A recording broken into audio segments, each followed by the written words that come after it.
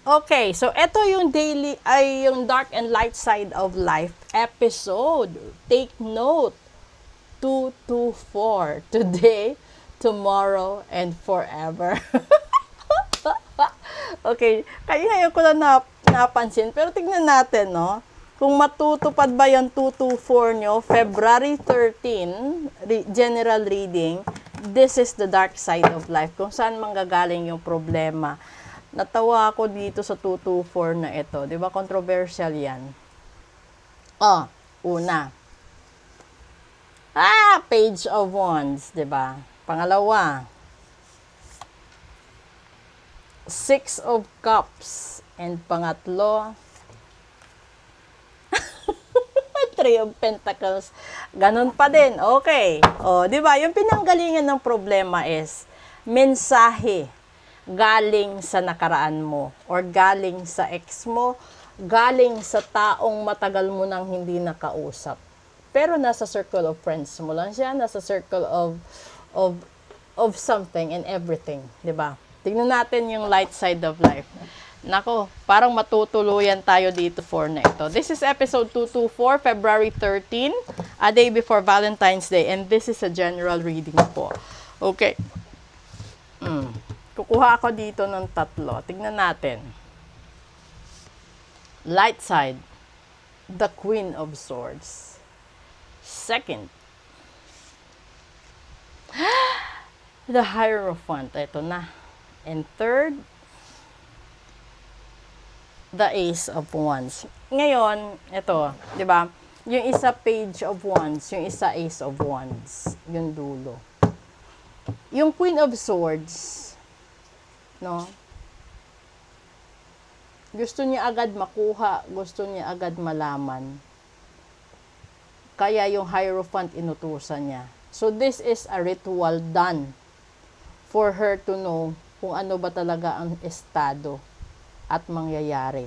So, kung meron kayong dinadaanan o pinagdadaan ng problema ngayon, no, dahil dito sa third party, dahil sa past, dahil sa kung ano-ano, ito yung inuutos sa inyo. Iparitual nyo para malaman nyo kung ano ang katotohanan. Because the Queen of Swords knows straight to the point. And ibig sabihin nun, isang araw lang ang pagitan at mabubuking mo lahat-lahat. So kung ayaw mong masaktan, mahiwalayan, iwanan, abandona, talikuran, pabayaan, divorce, ganun, ipagawa mo yung ritual ngayon mismo. Kasi in a day, mangyayari yan. And remember, this is a February 13 reading. So, ibig sabihin, sa February 14, lahat ito mabubuking mo. Na yung taong akala mo kaibigan lang, akala mo nandyan lang, 'di ba? Nangyari talaga 'yun, nangyari sa 224. Akala mo kumare mo lang, kumpare mo lang, no, kapitbahay mo lang, at katrabaho mo lang, kaopisina, minsan boss mo, minsan tauhan mo, driver mo, sekretarya mo, katulong mo, helper mo, mensahero mo, ano pa ba?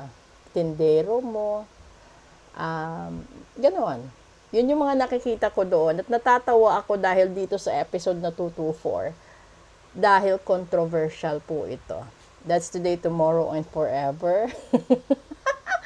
Ayun na, lumalabas na. Kasi, the Six of Cups is, ito yung mga bagay-bagay or ito yung panahon na binabalik-balikan mo, yung mga matatamis na panahon na nagsasama kayo, na kayo pa, at hanggang sa dumating yung punto na nagkaroon ng third party, nagkandawatak-watak, di ba? So, yung gusto mo lang naman talaga malaman yung totoong estado, yung kalagayan ng relasyon ninyo. So, hindi na pinatagal pa at pinagawa na talaga niya yung ritual para malaman niya kung ano ang dapat niyang gawin.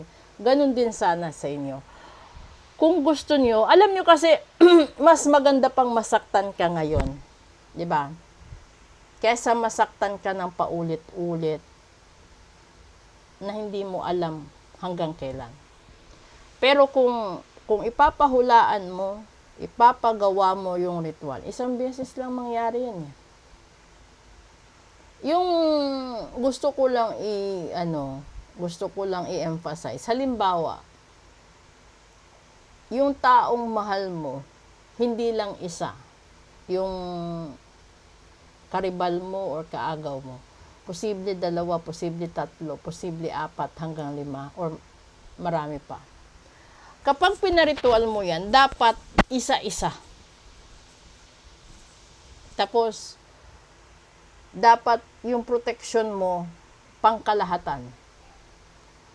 At hindi rin po pwede na pagsabayin mo yung ritual para sa mahal mo, para sa kapatid mo, sa magulang mo. Hindi po pwede yun. Kasi yung mangyayari doon, magkanda bangga-bangga yung sitwasyon, magkanda litsi-litsi din yung takbo ng buhay nila. So kaya ako, sinasabi ko, kapag isang taong ganito, gawin mo sa ganitong tao, huwag sa iba, huwag mo nang isama. Kasi para siyang 'di ba, subukan mong pagdikitin yung mga prutas sa iisang plastic. Kapag nalanta yung isa, malalanta lahat. Ganon din ang ritual.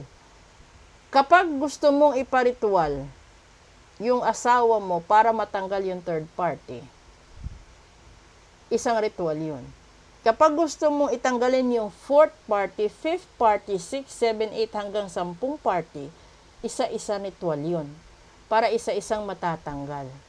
Kasi hindi naman po pwede na sa isang plastic ng prutas o gulay, kung may sira ang isa, itatapon mo lahat, diba sayang? So yung may sira lang, itapon mo. Ganon din sa relasyon, ganon sa negosyo.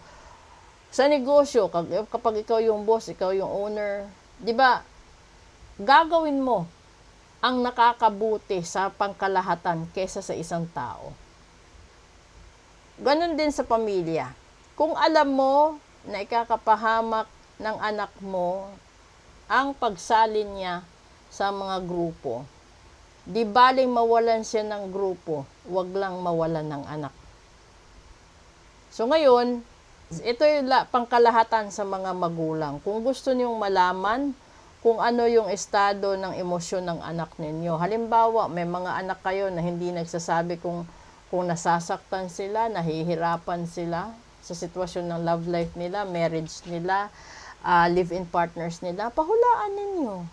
Para hindi kayo magsisisi, kesa naman bigla kayong balitaan na wala na, nagbigti na yung anak nyo, nagbaril na yung anak nyo, nagtumalo na sa tulay, nagpasagasa na, nag-take na ng lason. Ganon din po yun. Kasi, mas masasaktan yung mga magulang kesa nagmahal.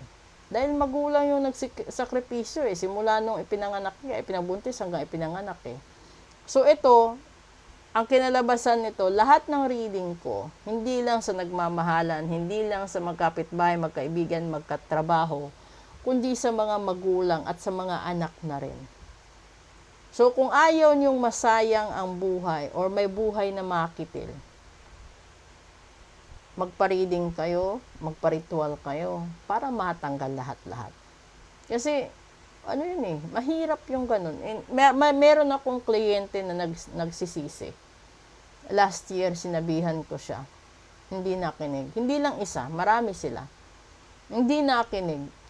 Tapos, ang daming reklamo.